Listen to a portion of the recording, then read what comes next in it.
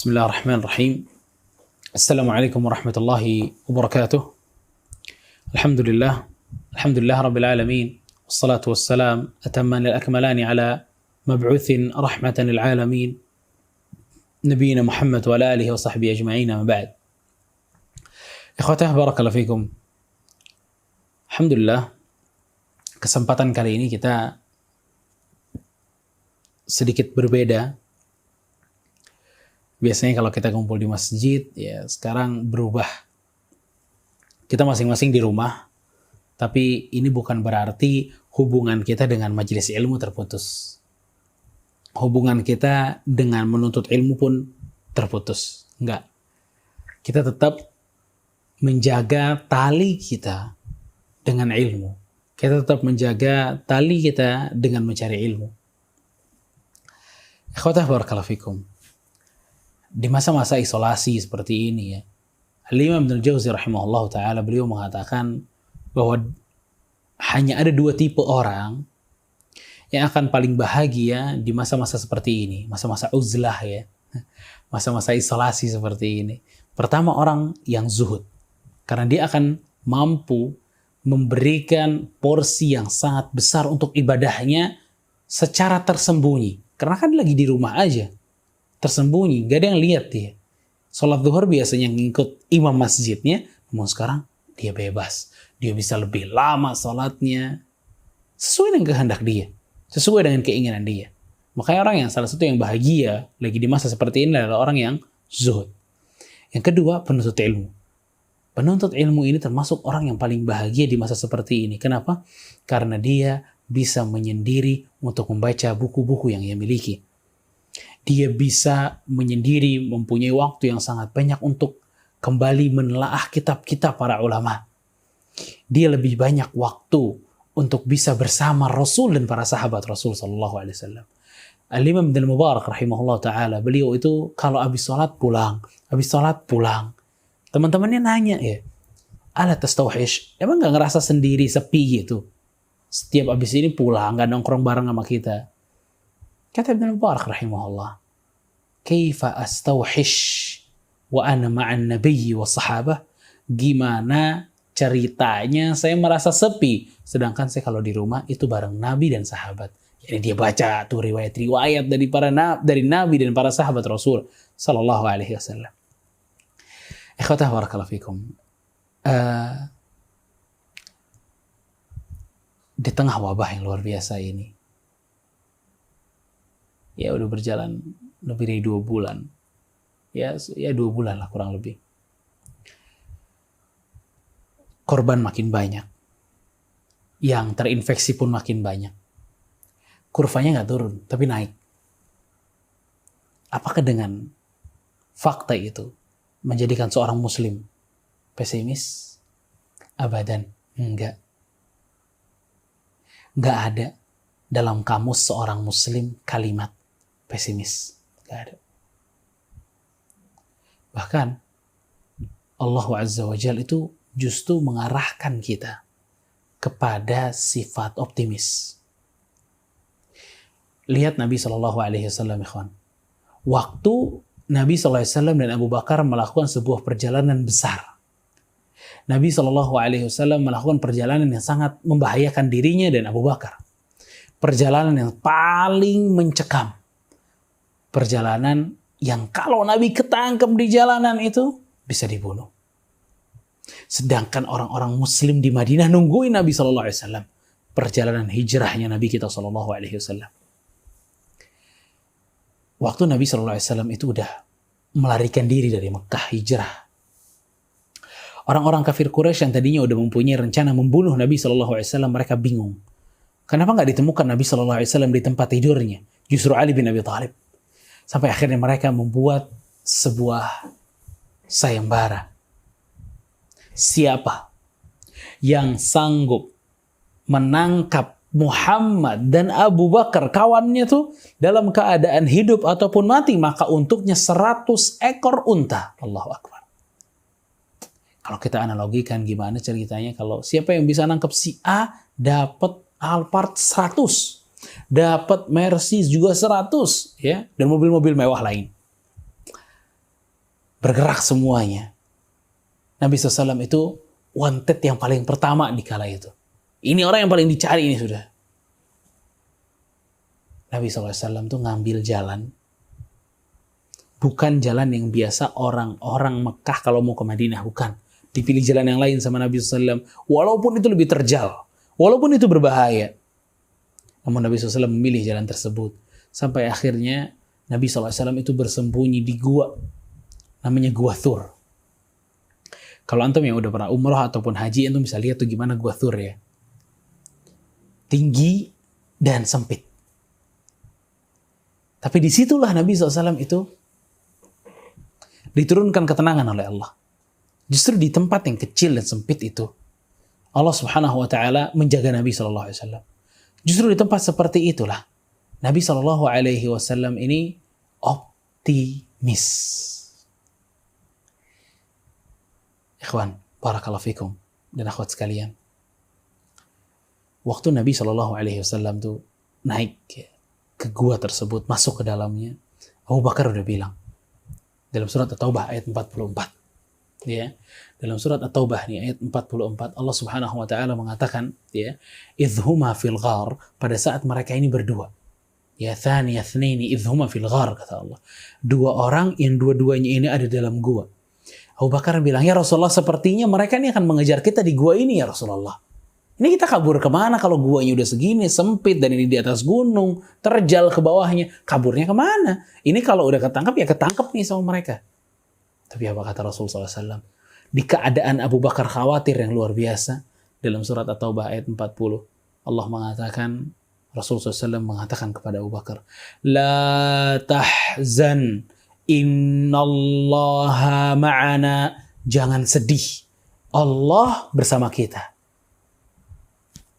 Barakallahu fikum. Allah bersama kita. Ikhwan dan akhwat sekalian, jangan pesimis. Allah bersama kita. Nabi itu ngomong Allah bersama kita di momen yang sempit seperti itu.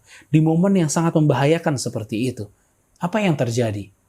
Di riwayat Bukhari, itu pada saat orang-orang yang mengejar Abu Bakar dan Rasulullah SAW itu udah berada di atas gua, yang kata Abu Bakar radhiyallahu ta'ala ya Rasulullah, kalau ya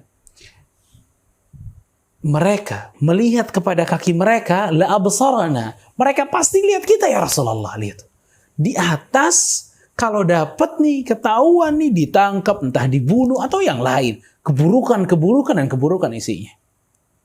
Kata Abu Bakar khawatir dan panik akan keselamatan Rasulullah SAW. Dia mengatakan, ya Rasulullah, kalau mereka ngelihat aja ke kaki mereka nih, kelihatan kita ya Rasulullah, habis deh.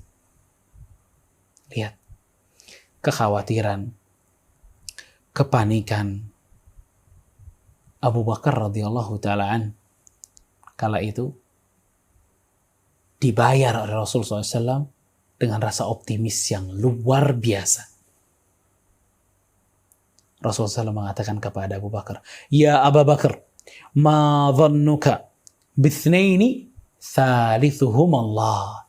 Abu Bakar, kata Rasul, apa pendapatmu tentang dua orang yang sedang dicari oleh orang-orang lain, akan dibunuh, namun yang ketiganya tuh Allah. Tuh, subhanallah.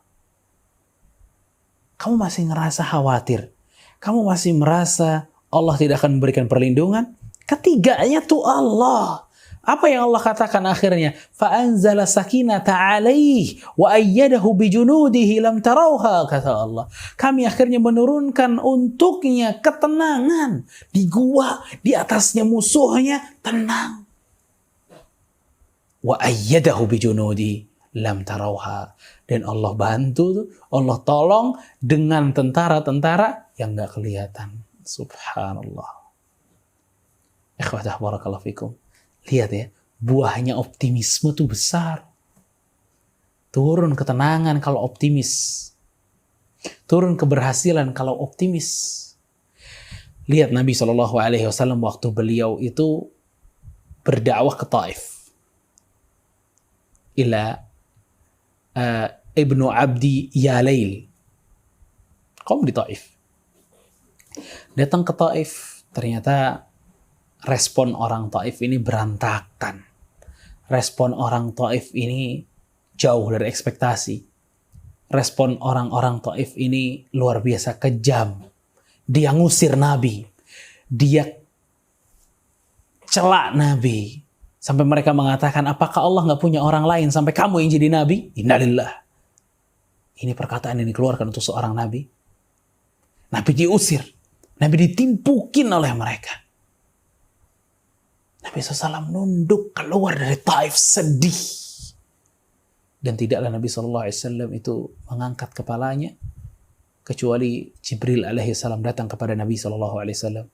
Lalu mengatakan, inna qad sami'na qawla qaumik.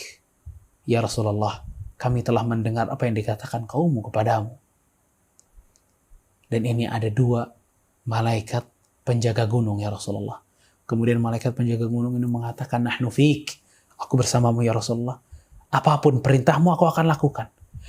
In syi'ta an utabbiqa alaihimul akhsyabain. Kalau kamu ingin, aku akan timpahkan 2 gunung ini kepada mereka ya Rasulullah. Tuh. Tapi keadaan yang mungkin kalau kita yang dalam keadaan tersebut, pesimisme udah jadi nomor 1 buat kita. Putus asa itu udah merupakan jalan yang pasti kita tempuh. Gak ada yang lain. Tapi Nabi SAW mengatakan apa? Bal arju. Tapi aku justru berharap, kata Nabi, an yakhrujallahu min aslabihi man ya'budullaha la syarika lah. Aku berharap di dalam orang-orang Taif ini keturunan mereka menyembah Allah subhanahu wa ta'ala. Subhanallah. Optimis yang tinggi luar biasa. Fiqah, kepercayaannya kepada Allah tinggi luar biasa dan besar. Apa yang terjadi sampai detik ini 1400 tahun? Apa yang terjadi di kaum Taif? Apa yang terjadi di daerah Taif? Muslimin ya'budullaha wa la yusyriku bihi syai'an. Mereka beribadah kepada Allah dan tidak menyekutukan Allah Azza wa Jalla. Allahu Akbar. Lihat buah optimisme. Buah optimisme. Maka nggak ada cerita pesimis untuk seorang muslim, nggak ada. Semakin tertekan, semakin optimis Rasul itu.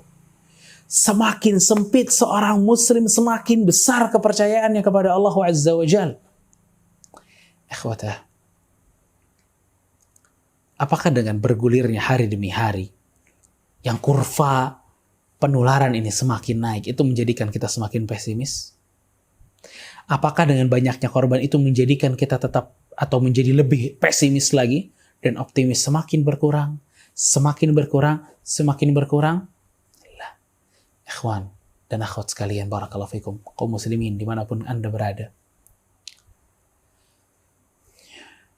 Kita punya sama, atau kita mempunyai satu predikat yang sama. Ana dan antum itu Abdullah. Saya dan Anda itu hamba Allah. Kita hambanya Allah aja. Gak yang lain. Kita hamba Allah subhanahu wa ta'ala yang maha besar. Ikhwatah. Allah mengatakan, ya, wa min ayatihi al-lailu wan nahar. Dari tanda kebesaran Allah itu adanya malam dan adanya siang. Wasyamsa wal qamar, dan matahari serta bulan. Ikhwan, kalau kita lihat matahari aja, itu besar kan? Itu besar. Tapi kalau dibanding sama Allah, nggak ada apa-apanya. Kalau Allah ingin menjadikan matahari ini mati, mati sama Allah tuh. Nggak ada cahaya, nggak ada cahayanya. Karena Allah Azza wa Jalla. Kalau matahari yang segitu besarnya, yang jauh dari kita, itu dengan mudah Allah Subhanahu wa Ta'ala akan mematikannya. Atau bulan deh. Bulan segitu besarnya, segitu jauhnya. Tapi begitu Allah Subhanahu wa Ta'ala perintahkan Nabi SAW untuk membelah bulan, terbelah bulan. Belah bulan.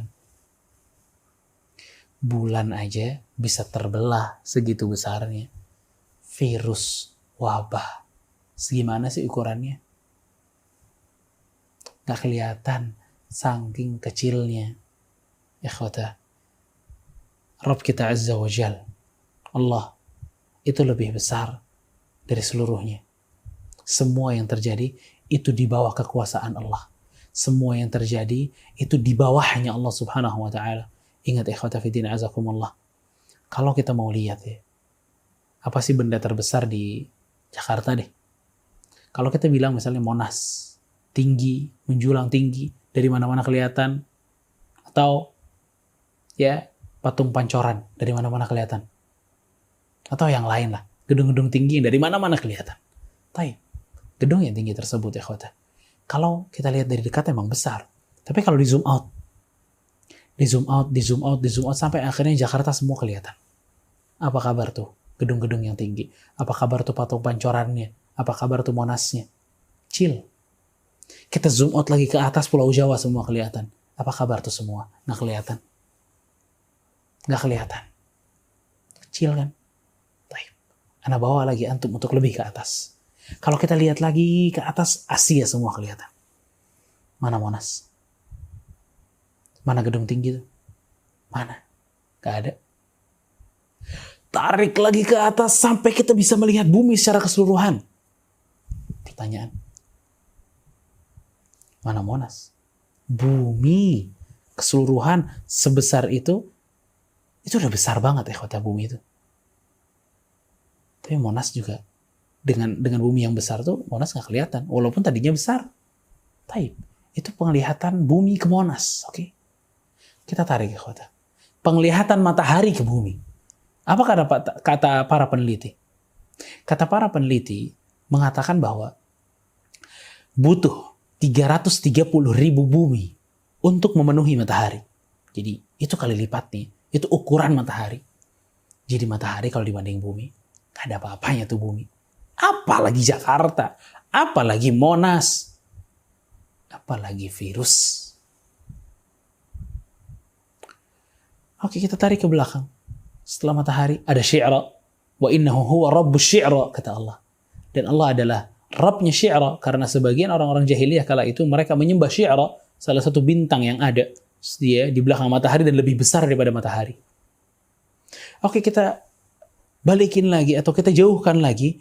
Ada yang disebutkan oleh para peneliti itu al-kalbul akbar. Ya, bintang kalbul akbar yang paling besar. Ini bintang yang paling besar nih akhwata. Itu kalau dibanding sama matahari, matahari itu seperti debu kalau dari mereka nih. Kalau dari kalbul akbar ini, matahari kayak debu kecil sekali. Sedangkan matahari kalau dibanding bumi, 330.000 kali lipat kurang lebih. Ikhwata barakallahu fikum. Tahu kita di mana? Tahu itu semua di mana? Tahu kalbul akbar tadi hanya di mana? Itu hanya di langit pertama dan segitu besarnya. Kita belum bicara langit kedua. Kita belum bicara langit ketiga. Dan Allah mengatakan apa? Sab'a samawatin tibaqa. Langit punya 7 lapis saling melapisi. Ya, saling bertingkat-tingkat. Kita nggak tahu apa yang ada di dalam langit kedua, nggak tahu kita. Sebesar apa makhluknya, wallahu ta'ala alam. Langit ketiga sama kita nggak tahu. Keempat kita nggak tahu. Kelima, keenam. Kalau langit ke-1-nya aja kayak begitu dunia tuh. Langit ke-7. Allahu Akbar. Kayak apa tuh? Kalau dilihat dari langit ke-7 terus lihat bumi. Ya Allah, nggak ada apa-apanya tuh bumi. Nggak ada apa-apanya. Di atas langit ke-7 itu ada kursi. Abu Dzar mengatakan kursi itu ya, kalau dibandingkan masamawatus sab'i bil kursiyyi illa kahalqatin min hadidin ulqiyat fi ardil falah. Dikatakan oleh Abu Dzar radhiyallahu taala an, tidaklah kata Abu Dzar, sab'a samawat, langit yang 7 itu kalau dibanding kursinya Allah, kursi wasi'a kursiyus samawati wal ard. Ayat kursi itu artinya kata Imam Sa'di rahimahullahu taala tempat pijakan kakinya Allah. Taib. Tempat nih pijakan kakinya Rabbul Alamin, kursi, kalau dibanding 7 lapis langit itu layaknya sebuah kalung besi dilemparkan ke padang pasir. Kecilnya seperti apa tuh kalung? Dan itu 7 lapis bumi dibanding kursi. Dan di atas kursi ada air. Fawqahal ma' wal arsyu fawqal ma'. Dan arsy Allah, singgasananya Allah, adanya di atas air tersebut. Taib. Arsy-nya Allah dibanding dengan kursi. Apa kata Abu Dzar radhiyallahu ta'ala an? Ma kursiyyi bil arsy illa ka halqatin min hadidin ulqiyat fi ardil falah. Tidaklah ukuran kursi tadi itu dibanding arsy layaknya kalung besi yang dilemparkan ke padang pasir. Allahu Akbar. Ikhwan dan akhwat sekalian, kita nggak berbicara tentang Allah, kita berbicara apa yang ada di bawah Allah, segitu besarnya. Di atas arsy itu ada Ar-Rahman. Ar-Rahmanu 'alal arsy istawa. Allah berada di atas arsy. Ikhwatah, itu Allah. Ikhwan dan akhwat sekalian, itu Rabbul Alamin.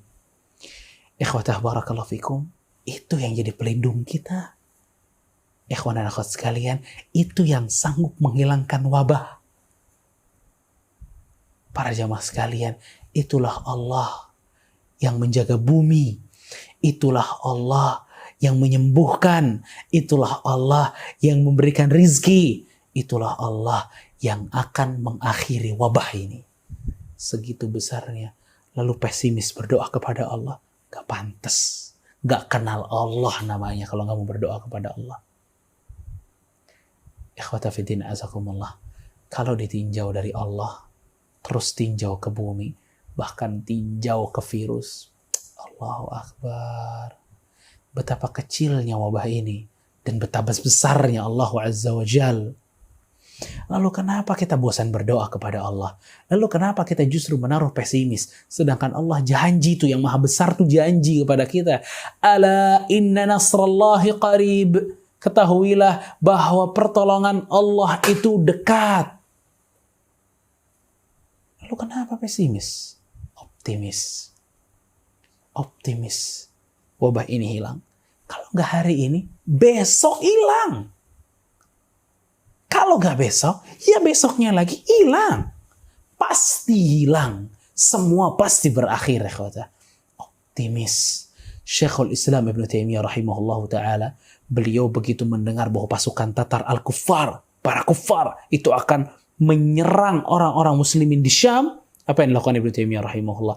Ibn Taimiyah rahimahullah ta'ala itu bersumpah sampai 70 kali mengatakan bahwa orang muslim menang, orang kafir kalah. Orang muslim menang, orang kafir kalah. Sampai orang-orang di sana mengatakan, katakan insya Allah ya Ibn Taimiyah. Kata Ibn Taimiyah rahimahullah, insya Allah tahqiqan, la ta'liqan. Aku katakan insya Allah ini sebagai penekanan bahwa kaum muslimin akan menang dan kafir kalah. Subhanallah. Jadi ini optimisme yang luar biasa ya kata Fidin azakumullah. Lihat Nabi Musa alaihissalam, di belakangnya pasukan Fir'aun, di depannya laut. Apa yang dikatakan oleh mereka para kaum Bani Israel? Inna lamudrakun, kata mereka. Mati kita. Apakah itu juga perkataan yang akan kita katakan di wabah ini? Mati kita semua, hancur semua, miskin semua, nggak bisa makan semua, nggak bisa minum semua, nggak ada tempat tinggal semua. Ekonomi berantakan semua, itu yang bakal kita katakan? Enggak. Kita bukan pengikut Bani Israel yang seperti itu. Ya. Tapi lihat Nabi Musa alaihissalam. Apa kata Nabi Musa?